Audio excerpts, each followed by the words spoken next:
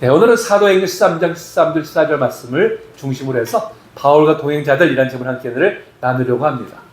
자, 지난 시간에 우리가 첫 선교지로서 구부로에 가서 복음을 전한 그 이야기를 이제 우리가 함께 나눴었죠. 그때 이제 선교를 해방하는 마술사가 있었는데, 그래서 좀 어려움을 겪었지만 성령의 능력을 힘입어서 그를 극복하고 이제 총독에게 복음을 전할 수가 있었습니다.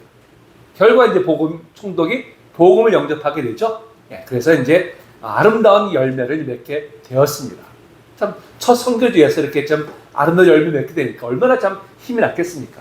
이제 그곳에서 머물지 않고 다음 곳으로 이제 이동을 하게 되죠. 자, 오늘 13절에 보니까 바울과 동행하는 사람들이 배를 타고 밤빌리아에 있는 버가에 이른다 그랬어요. 자, 버가가 어느 곳일까요? 자, 지도를 볼까요? 자, 우리가 이제 구브로 섬을 살펴봤었는데, 구브로에서 왼쪽 윗단에 보시면 화살표 방향에 있죠? 바로 그것이 이제 버가라는 곳입니다. 그것은 지금 이제 현재 터키 지역, 터키란 나라의 바로 이제 그 남부 지방에 속해 있는 바로 그런 곳. 이것이 이제 버가라는 곳이죠. 자, 요 지도는 이제 앞에서 계속해서 보게 될 것입니다. 자, 그런데 우리가 이 말씀에서 한 가지 의아한 점을 발견하게 돼요. 어떤 의아한 점일까요? 어떤 의아한 점? 자, 선교여행을 떠나는 과정까지만 해도 바나바의 이름이 앞에 있었어요. 그런데 이제 바울의 이름이 앞에 등장하고 있다는 점입니다. 자, 선교팀의 명칭을 뭐라고 하고 있어요? 바울과 함께 동행하는 사람들이라고 표현하고 있잖아요. 자, 이걸 볼 때 이제 선교팀의 리더가 누가 됐습니까? 바울이 된 것이죠. 바울이. 자, 근데 성령께서 안디옥 교회에 선교사를 파송하도록 명하셨을 때만 해도 바나바가 으뜸되는 리더였었습니다. 자, 이 말씀 읽어볼까요? 사도행전 13장 1절 시작. 안디옥 교회에 선지자들과 교사들이 있으니 그 바나바와 니게르라는 시몬과 구레네 사람 루기오와 분봉왕 헤롯의 젖동생 마나엘과 및 사울이라 했죠. 자, 바나바의 이름이 가장 먼저 나오죠. 그 다음에 사울, 그 바울의 이름이 가장 늦게 나옵니다. 유대인들은 이름의 순서를 중요도의 순서로 여기는 관습이 있었어요. 우리도 사실 또 비슷한 관습이 있지 않습니까? 이런 면에서 선교팀이 리더는 처음에는 바나바였었죠. 바나바였는데 이제는 바울의 이름이 앞에 등장하는 것은 이제 선교팀 내에서의 그 리더십이 바나바에서 바울로 옮겨졌다 하는 것을 이제 나타내는 것이죠. 자, 이제 이 이후로부터 점차적으로 바나바는 역사의 뒤안길로 사라져가고 바로 이제 바울의 전면에 등장하게 됩니다. 자, 원래 바나바는 안디옥 교회 담임 목사였었잖아요. 그렇죠? 그리고 다수의 치과하고 있던 사울을 불러서 함께 동역하게 했던 사람도 바로 바나바였습니다. 자, 그러면 이제 선교팀의 리더가 바울로 바뀌게 된 것은 오직 주님의 뜻이었었죠. 일찍이 주님께서는 바울을 이방인들에게 복음을 전하기 택한 적임자라고 이제 말씀하신 바가 있습니다. 자, 사도행전 9장 15절이죠. 시작. 그래서 이르시되 가라. 이 사람은 내 이름을 이방인과 임금들과 이스라엘 자손들에게 전하기 위하여 택한 나의 그릇이라. 이제 본격적으로 이방인들에게 복음을 전하는 선교 사역에서 바울의 리더로 서게 된 것은 전적으로 인간의 뜻이 아니라 바로 주님의 뜻이었던 것이죠. 그렇기 때문에 바나바도 기꺼이 이제 바울을 리더로 섬기면서 함께 동행하게 됩니다. 이제 도리어 자기가 바울을 이끌어섰는데 이제 바울을 따르는 입장이 됐잖아요. 우리 같으면 좀 기분 나쁠 텐데 이런 생각도 들 텐데 결코 거기에 대해서 불평하지 않고 기꺼이 순종했던 것. 그것은 바로 주님의 뜻을 알았기 때문이죠. 자신의 어떤 감정이나 그거보다 주님의 뜻을 앞세운 바나바의 모습도 우리가 보게 됩니다. 자, 이제 구브로에서 이 버가로 가는 배를 타고 가면서 자, 바울은 어떤 생각이 들었을까요? 바울이. 우리가 알다시피 바울은 과거 예수를 믿기는커녕 오히려 예수를 믿는 자들을 비판한 일에 앞장섰던 사람이었죠. 그로 인해서 수데반을 비롯한 많은 사람들이 순교를 당하기까지 했었습니다. 사실 이 죄는 도저히 용서할 수 없는 너무나 큰 죄죠. 그래서 바울 자신 자리를 가리켜서 뭐라고 했습니까? 죄인 중에 괴수라고 했죠. 자, 디모데서 1장 13절입니다. 15절. 자, 시작. 내가 전에는 비방자요, 박해자요, 폭행자였으나 도리어 긍휼을 입은 것은 내가 믿지 아니할 때에 알지 못하고 행하였습니다. 죄인 중에 내가 괴수입니다. 그렇죠? 자기는 정말 죄인 중에 괴수 같은 그런 자라고 고백하고 있어요. 그럼에도 전적으로 주님의 크신 은혜로 모든 죄를 다 용서받았습니다. 뿐만 아니라 이제는 복음을 땅까지 증거하는 이 사명을 부여받아가지고 그 선교팀의 일원으로 이제 부름을 받게 되었어요. 근데 게다가 이제 선교팀의 리더라고 하는 막중한 책무까지 이제 받게 되었습니다. 참 그의 심경이 어땠을까요? 그동안의 지난 일들이 주마등처럼 뇌를 쫙 스쳐 지나가면서 너무나 부끄러운 자신의 그 과거의 못는바를 모를 한편으로는, 그런 한편은 또 그럼에도 자신을 용서해 주신 주님의 그 뜨거운 사랑, 그 사랑에 아마 뜨거운 눈물을 흘렸을 것입니다. 그리고 이제 자신과 어떤 죄인 중의 개수를 들어서 이 복음을 전하는 귀한 일을 사용해 주시는 이 주님께 내가 정말 온 마음과 뜻을 다해서 충성을 다하겠노라 다시금 다짐하고 또 다짐했을 것입니다. 이제 그리고 그 앞에 어떤 어려움이 닥칠지라도 끝까지 이 사명을 완수하겠노라고 굳게 결단을 했을 것입니다. 자, 18세기 그 영국에서 21살의 젊은 나이에 이 대서양을 횡단하는 노예선, 당시 아프리카의 노예들을 이제 잡아다가 이제 아메리카에다가 팔아넘겼던 이제 그런 일을 했던 노예선이 중에 하나가 이제 그레이 하운드라고 하는 이제 그 배가 있었습니다. 그 선장이 된 사람이 있었어요. 그는 아주 오만해가지고요, 도덕을 비웃고 종교를 조롱하고 하나님을 부정했습니다. 그래서 그가 오늘날 항해 중에 엄청난 파도에 직면하게 됩니다. 깨어보니까 뭐 선실에 물이 가득 찬 거야. 보니까 그 배의 옆구리가 이제 파도에 이제 파손이 돼버린 거야. 그걸로 이제 뭐 바닷물이 물밀듯이 이제 밀려 들어오게 됩니다. 뭐 밤새도록 물을 뭐 퍼내도 도저히 이제 불가항력적인 그런 상황에 이제直면하게 된 것이죠. 아무런 뭐 이제는 더 이상 어떤 수단을 동원해도 가망이 없게 되었습니다. 자, 그때 마치 모든 희망이 다 사라졌을 때 그는 이렇게 하나님 앞에 기도합니다. 주님, 더 이상 우리 힘으로 어쩔 수 없사오니 우리 모두에게 자비를 베풀어 주시옵소서. 우리를 구원하여 주시옵소서. 그동안 그가 그렇게 부정했던 바로 하나님을 죽음에 직면하고서야 비로소 이제 찾은 것이죠. 하나님을 대적하고 그리스도를 조롱했던 그였기 때문에 은혜를 받을 가치가 없었죠, 사실은. 아무런 가치가 없었는데도 불구하고 그게 놀라운 하나님의 은혜가 임하게 됩니다.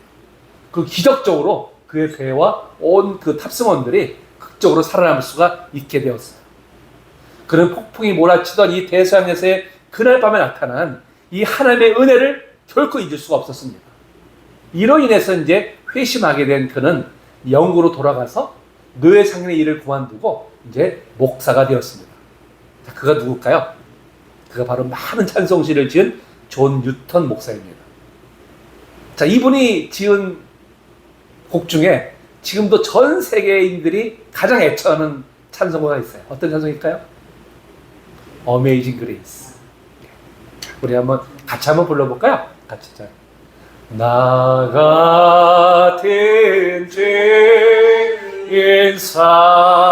살리신 주의 놀라운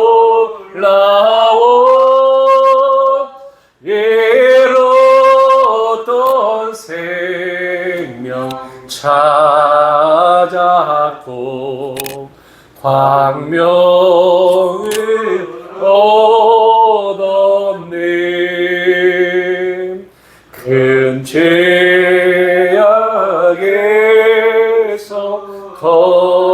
건지신 주 내 고마워.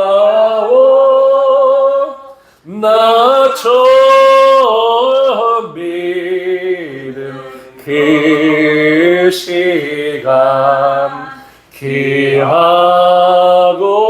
귀하다. 이제껏 내가 산 것도 주님의 은혜로 또 너를 장차 본향에 인도해 주시니 거기서 영원히 주님의 은혜로 해처럼 밝게 살면서 주 찬양하리라.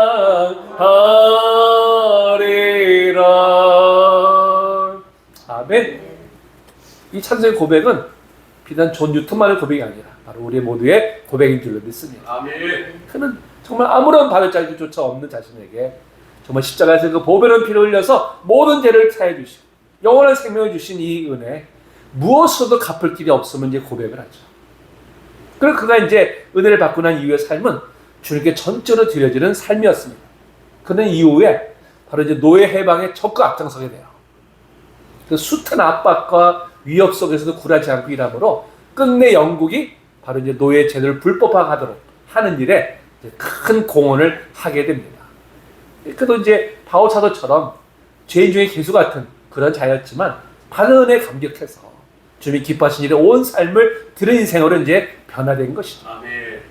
여러분, 우리도 아무런 받을 자격이 없는 상태에서 주님의 큰 은혜를 구원받고 이제 하나님의 자녀가 되었습니다. 여러분, 이 은혜는 정말 말로 다 표현할 수가 없죠. 그 무엇을 갚을 수 없는 은혜입니다. 아멘. 여러분, 이 은혜를 받은 우리가 그런 그 은혜를 보답할 길이 무엇일까요? 그 은혜를 보답할 길이, 먼저 우리에게 이 한련 은혜를 베풀어준 주님을 온 마음을 다해 사랑하는 것이죠. 온 마음과 뜻을 다해 주님을 섬기고 주님과 늘 동행하기를 힘쓰는 것입니다. 그리고 주님이 맡겨주신 사명을 우리가 온 마음과 힘을 다해서 이루어 나가는 것이 정말 조금이나마 갚아드리는 그런 길이 되는 줄로 믿습니다. 아멘. 자, 이렇게 바울과 함께 선교팀이 일원이 된 사람들을 13절에서 자, 바울과 동행하는 사람들 이렇게 표현하고 있죠. 자, 이들 잘 알다시피 바울과 바나바와 바로 이제 마가 요한을 가리킵니다. 자, 이렇게 선교를 다니면서 혼자 다니지 않고 세 사람이 한 팀이 돼서 움직였죠. 자, 주님께서도 제자들을 파송하실 때 따로따로 보내지 않으시고요. 둘씩 묶어서 보내신 것을 알 수 있습니다. 자, 마가복음 6장 7절이죠. 시작. 12제자를 부르사 둘씩 보내시며 더러운 귀신을 제어하는 권능을 주시고. 아니, 혼자도 보낼 수 있을 텐데 굳이 둘씩 묶어서 파송한 이유가 무엇일까요? 자, 그것은 바로 그 해답을 자, 전도서 말씀에서 찾아볼 수가 있습니다. 전도서 4장 9절부터 12절인데요. 자, 우리 한 절씩 교독하도록 하겠습니다. 두 사람이 한 사람보다 나음은 그들의 수고함으로 좋은 상을 얻을 것이니라. 혹시 그들이 여러분의 하나와 하나님의 그들로 이루어진 홀로 있어서 이고 그들의 이행자 없는 자에게는 아가하시리라.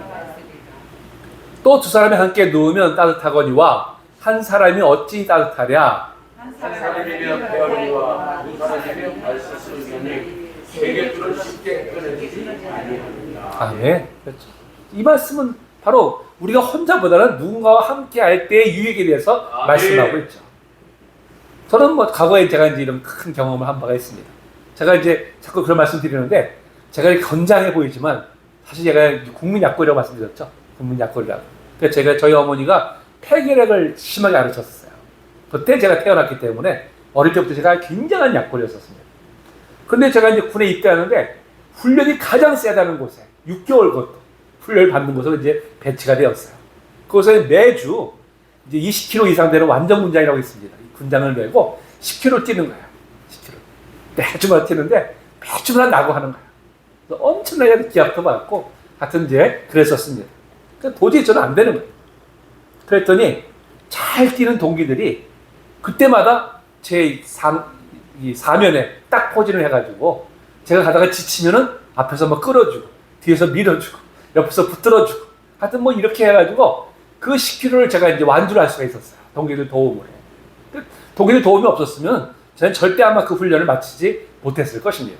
지금도 제가 그 동기들에 대한 참 고마운 마음을 제가 지금도 늘 가지고 있어요.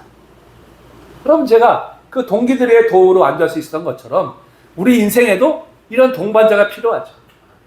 인생은 혼자 하려는 것 같지만 사실 그 누군가의 도움이 있어서 완주할 수가 있는 것입니다. 근데 우리나라는 참 옛날부터 보면 아름다운 공동체 문화가 있었어요. 바로 둘의 문화.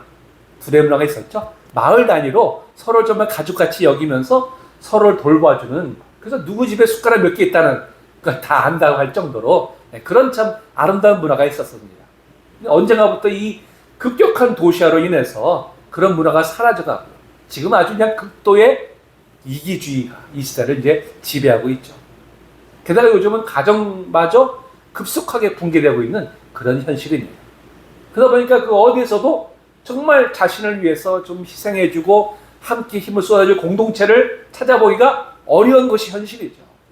그 결과 많은 사람들이 고독 속에서 힘겹게 지금 살아가고들 있습니다.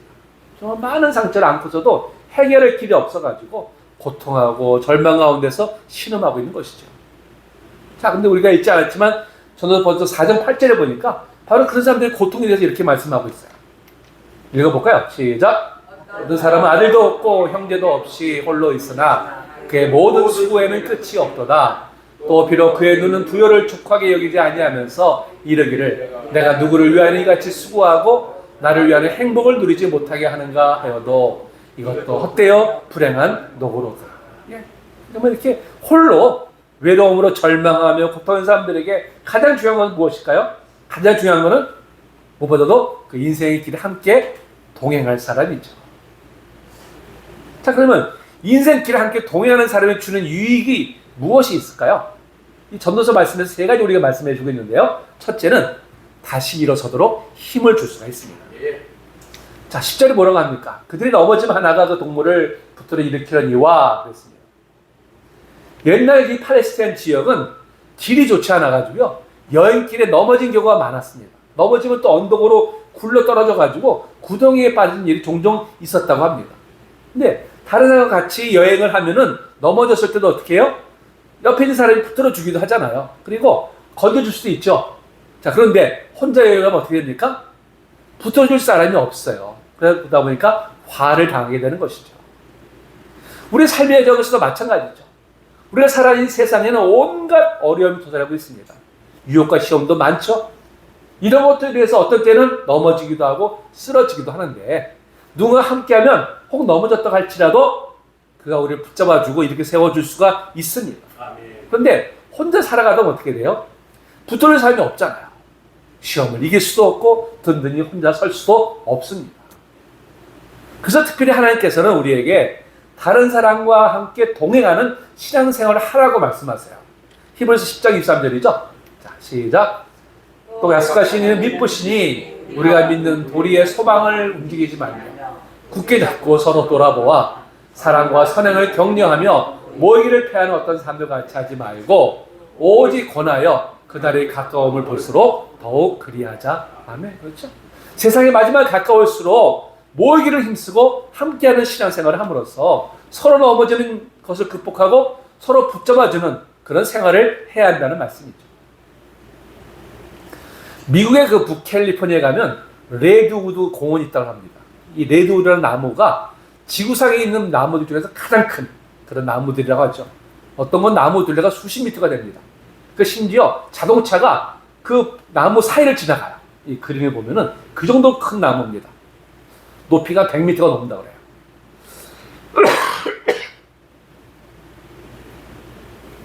수명이 2,500년이 넘는 그런 나무들이 이제 군락을 이루고 있다고 합니다. 이 나무를 보면 어떻게 저가 쓰러지지 않고 지금까지 버텼을까? 참 의아한 마음이 들죠. 그래서 생각할 때 저런 정도 나무는 뿌리가 뭐 정말 수백 미터씩 내려갔겠다 이렇게 생각하는데요. 불과 뿌리의 깊이는 3.5m 정도밖에 안 된다고 그래요. 그렇게 높은 나무가 어떻게 쓰러지지 않고 버틸 수 있었을까요? 어떻게? 놀랍게도 서로 뿌리와 뿌리가 나무들끼리 서로 엮여져 있다는 거예요. 뿌리가 약하도 서로 옆에 있는 나무들끼리 이 뿌리가 서로 얽혀 있기 때문에 그래서 나무가 쓰러지지 않고 그 오랜 세월을 이제 버틸 수가 있었다고 합니다. 여러분, 우리가 사는 세상에도 인생의 비바람이 불 때가 있잖아요. 그렇죠? 폭풍이 몰아칠 때가 있습니다. 그때 우리 혼자서 그것을 이겨낼 수 있을까요? 아니죠. 혼자서는 견디기 어렵습니다. 처음엔 내가 좀 힘을 어떻게 좀 버틴 것 같아도 곧 쓰러지고 넘어지고 말죠. 그래서 우리와 함께 동행하는 사람들이 있어야 됩니다. 다른 사람들의 관심과 격려를 받음으로 우리 이겨낼 수 있는 힘을 얻게 되고요. 또 서로에게 우리 힘이 되어줌으로써 이 세파를 이기고 신앙을 잃지 않고 든든히 설 수 있게 되는 것입니다. 바로 그것이 함께 동행하는 사람이 주는 첫 번째 유익이 되는 것이죠. 두 번째 유익이 뭘까요? 바로 서로를 격려할 수가 있습니다. 자, 오늘 11절에 보니까 두 사람이 함께 누우면 따뜻하거니와 한 사람이 어찌 따뜻하냐고 말씀하고 있어요. 자, 이 팔레스타인 지역은 사막지대에 속하죠. 그래서 낮이면은 열사의 태양이 내려쬐는 사막이지만 밤엔 또 무섭도록 뼛속까지 에이는 추위가 있습니다. 그래서 이 길 가는 여행객들은 밤이면 서로 등을 마주하면서 서로 열기로 이제 몸을 따뜻하게 해서 밤을 보낸다고 합니다. 그것이 바로 이제 두 사람이 한 사람보다 낫다고 말하는 것이죠. 우리 인생도 마찬가지 아닙니까? 혼자 살기 인생은 너무나도 외롭고 쓸쓸하죠. 그래서 하나님께서 이 문제를 해결하기 위해서 우리에게 허락하신 것이 뭐예요? 그게 바로 가정입니다. 가정은 인간의 고독의 문제를 해결하고 행복을 맛보게 하기 위한 그런 하나님의 첫 번째 방법이었었죠. 그러나 오늘날 가족이 급속히 붕괴되어 가는 이 상황 속에서 이 가정도 어떤 때는 이 문제를 해결하지 못하고 있습니다. 그리고 이 복잡한 시대를 살아가기에는 가정만을 엿보실 때가 많죠. 그래서 하나님께서 넓은 의미의 가정을 허락하셨습니다. 그것이 무엇입니까? 그것이 바로 교회죠. 하나님께서 우리에게 이 가정과 교회를 통해서 인생의 근본적인 문제인 고독을 해결하고 서로 사랑하면서 행복을 맛보고 누리게 하셨어요.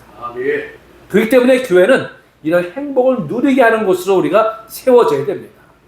교회만이 이 고독의 문제를 근본적으로 해결해 줄 수 있는 그런 공동체이기 때문인 것이죠. 그래서 우리는 교회 안에서 성도들 간에 서로 교제하면서 서로 위로하고 격려하면서 사랑을 주고받음으로 이 고달픈 인생길에 위로와 격려함을 얻고 훈훈한 사랑을 주고받는 바로 이제 그런 곳으로, 바로 소망이 있는 곳으로 우리가 이제 세워나가야 될 책임이 우리한테 있는 것이죠. 근데 이렇게 우리가 서로를 가까이 교제하다 보면요, 너무 가까이 나머지 서로를 찔러가지고 상처를 또 입히는 경우도 있어요. 그럴 때 우리는 고슴도치에게서 교훈을 얻어야 됩니다. 자, 고슴도치도요, 추운 겨울에는 혼자 견디기 어려우니까 모여서 서로 같이 잔다고 그래요. 근데 이들이 같이 모여 자러 가면 어떻게 돼요? 털이 날카롭잖아요, 워낙에. 그러다 보니까 서로 상대방 막 찔러요. 그러니까 처음에 같이 모여서 자려 가다가 서로 막 찌르니까 상처를 받아가지고 이제 흩어집니다. 흩어지면 어떻게 돼요? 또 춥잖아요. 추우니까 다시 또 모여듭니다. 모여들면 또 서로 찔러요. 이런 과정을 반복하다 보면 서로가 찔러도 그렇게 아프지 않을 정도의 거리를 유지하면서 서로 이제 모여서 이렇게 서로의 온기를 전달한다고 합니다. 그래서 이제 겨울을 난다고 해요. 저는 이걸 보면서 우리 믿는 성도들이 고슴도치와 같지 않은가를 생각을 해봅니다. 사실 우리 모두가 남에게 상처를 줄 수 있는 가시들을 가지고 있어요. 우리 성격도 사실 원한 것이 있지 않습니까? 그러니까 다른 사람이 나를 찌른다고 생각하지만 사실은 나도 다른 사람을 찌르고 있겠구나 하는 생각을 우리가 또 가져야 되죠. 자, 그런 우리들이지만 함께 모여서 신앙생활 하다 보면 그 찌르는 것이 언제부턴가는 그렇게 아프지 않고 오히려 그것이 계기가 되어서 서로 긍휼히 여기면서 또 서로를 이해하고 진심으로 사랑하는 관계까지 바로 나아가게 됩니다. 왜? 우리 그리스도 안에서 한 가족이니까요. 우리 한 식구들이니까 그렇습니다. 한 성령 안에서 우리가 함께 저 천성을 향해서 동행하고 있기 때문이죠. 그래서 바로 이 성도 간의 친밀한 교제야말로 그 상처를 능히 이겨내고 더 나은 삶으로 인도하는 길이 될 줄로 믿습니다. 세 번째로 바로 함께하는 것의 주의 유익이 뭘까요? 바로 함께 승리하게 합니다. 자, 12절에 보니까 뭐라고 합니까? 한 사람은 패하였거니와 두 사람이 맞설 수 있나니 세계는 쉽게 끊어지지 아니하니라 그랬습니다. 옛날 그 깊은 산길을 다닐 때는 산적들이 나타나가지고 여행객을 해치고는 이제 돈을 빼앗아오곤 했었죠. 주로 혼자 여행하는 사람들이 이제 산 도적들의 표적이 되었습니다. 그래서 여행할 때는 혼자 하지 않고 반드시 두세 사람이 여러 사람들이 무리를 이루어서 여행을 가죠. 그 여럿이 함께 여행할 때는 사실 불편함들도 많고요. 제약도 사실 많습니다. 근데 그렇게 하지 않으면 어떻게 돼요? 자신을 지킬 수가 없죠. 도적으로부터. 그래서 여행할 때 반드시 다른 사람과 함께 하였습니다. 여러분, 우리 삶에도 마찬가지잖아요. 우리 삶에도 적이 있어요. 누굴까요? 악한 마귀죠. 악한 마귀가 늘 삼킬 자를 찾아다니고 있습니다. 그러니까 우리가 마귀의 먹이가 되지 않게 해서 어떻게 될까요? 나 혼자만 깨어있다고 될까요? 내 혼자 내 믿음 지키면 될까요? 처음에는 가능하겠죠. 그런데 시간이 지나면 어떻습니까? 피곤해지고 지쳐서 그만 졸게 됩니다. 그럴 때 우리는 마귀의 먹이가 되고 마는 것이죠. 자, 그렇다면 우리가 어떻게 해야 될까요? 다른 사람과 함께 해야 됩니다. 다른 사람 함께 하면 둘이서 힘을 합쳐서 싸울 수가 있어요. 여러분, 백지장도 맞으면 낫다는 속담이 있지 않습니까? 한 사람 한 사람 힘은 약하지만 둘이서 힘을 합하면 몇 배의 힘을 낼 수 있게 되는 것이죠. 과거에 제가 이제 지금 보면 동물의 세계라는 TV 프로그램을 제가 좋아합니다. 동물들이 그 살아가는 모습들을 보면 참 교훈도 많이 얻어요. 그러니까 주로 보면 이제 맹수들이 짐승을 잡아먹는 그런 광경을 보면요. 자, 어떤 짐승들이 잘 잡아먹게 되나요? 혼자 떨어져 있는 짐승들입니다. 그렇죠? 이 얼룩말이나 뭐 들소리나 떼를 지어 있으면 사자도 절대 공격 못해요. 사자도. 근데 무리 가운데서 보면 종종 때로부터 떨어져 있는 짐승이 있게 마련이죠. 이런 짐승들이 이제 타겟이 되는 것이죠. 사자는 그런 걸 탁 목표하고 있다가 쫓아가서 이제 그걸 기어코 이제 잡아먹곤 합니다. 그러니까 만약에 짐승들이 때를 이루고 있으면요. 혼자 떨어진 짐승이 없으면 이 사자가 어떻게 하냐면 그 짐승 떼를 향해서 한가운데로 집중해 갑니다. 그럼 이게 흩어지잖아요. 계속 그런 식으로 몇 번 하다 보면 그 중에서 아예 무리에 떨어져 나오는 그 짐승들이 있게 마련해요. 그게 바로 이제 그 표적이 되는 것이죠. 여러분, 마찬가지죠. 우리의 대적 마귀도요, 떨어져 있는 사람을 공격합니다. 같이 모여서 예배드리고 함께 할 때는 마귀가 우리를 공격하지 못하는데요. 또 공격해서 우리를 이겨내지 못합니다. 그런데 흩어지고 외톨이가 되면 이제 그때가 바로 사단이 우리를 공격하는 그런 가장 좋은 때죠. 그래서 어떻게 되니까 우리가 함께 해야 되는 것이죠. 함께. 그 11절 하반절에 뭐라고 말씀합니까? 세겹줄은 쉽게 끊어지 않는다 그랬어요. 세겹줄. 자, 세겹줄이 뭘까요? 세겹줄이. 자, 나와 다른 성도. 그 다음에 주님이 함께 하실 때. 그렇죠? 바로 그것이 세겹줄이 되는 것이죠. 그럴 때 능히 누구도 그것을 끊어내지 못한다는 것입니다. 그 주님께서도 마태복음 18장 20절 말씀하잖아요. 두세 사람이 내 이름으로 모인 곳에는 나도 그들 중에 있느니라 그랬어요. 우리가 함께 할 때 주님도 우리와 함께 하심으로 누구도 우리를 공격하지 못합니다. 악한 마귀도 우리를 집어삼키지 못하는 것이죠. 우리가 함께 할 때 주님이 함께 하심으로 인생의 싸움에서 우리가 승리하게 될 줄로 믿습니다. 아멘. 자, 이렇게 우리가 함께하는 동반자가 있을 때 우리는 인생 길에서도 또 사역의 길에서도 큰 힘을 얻게 됩니다. 이때 우리는 무엇보다도 서로 함께 동행하는 동반자를 우리가 두기를 힘써야 돼요. 특히 주의 일은 절대로 혼자 하는 것이 아닙니다.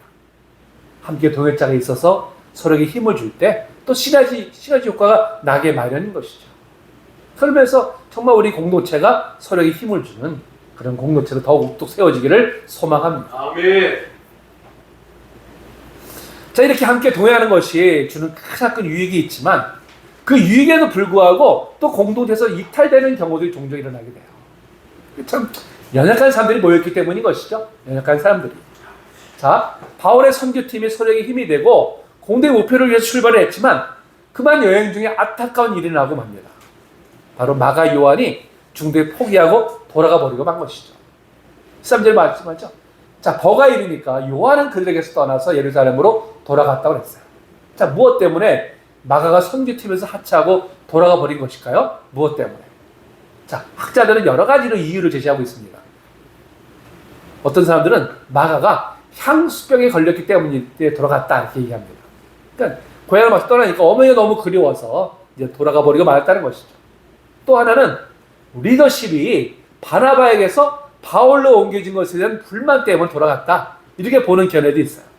처음 출발할 때는 자신의 사촌이 바나바가 리더였는데 이제 리더십이 바울로 옮겨지니까 이에 대한 불만을 품고 이제 도중 하차했다는 것이죠.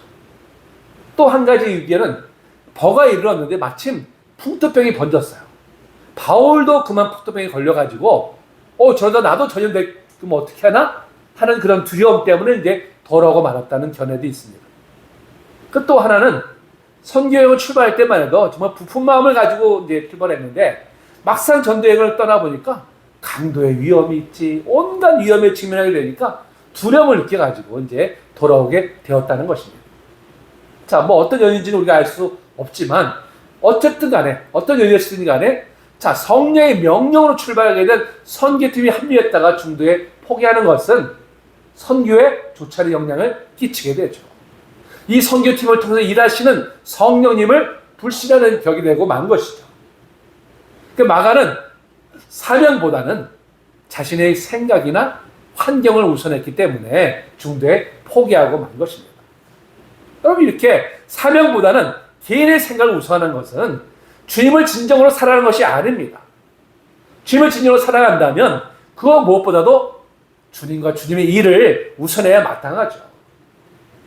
그러니까 주님의 일을 하는 것은요, 내 열정으로만 하는 것이 아니라 사명으로 일하는 것입니다. 주님께서 맡기셨기 때문에 끝까지 내가 이것을 완수하겠다는 그 사명감으로 일하는 것이죠. 그러니까 주님께서 나를 어느 곳으로 보내셨다면 그곳으로 보내신 주님의 뜻을 받들어서 그곳에서 최선을 다해야 되죠.